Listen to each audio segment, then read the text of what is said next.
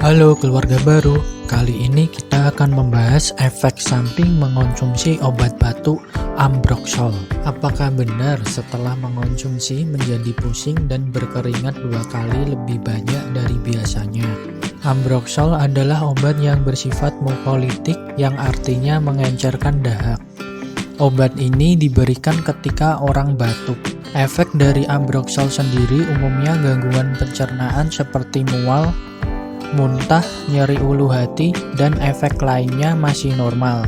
Jika mengalami keluhan sakit kepala atau pusing yang Anda alami dapat diobati dengan pereda nyeri seperti parasetamol. Keringat yang banyak bisa karena aktivitas yang dialami, sehingga sekresi kelenjar keringat terpacu menjadi ekstra.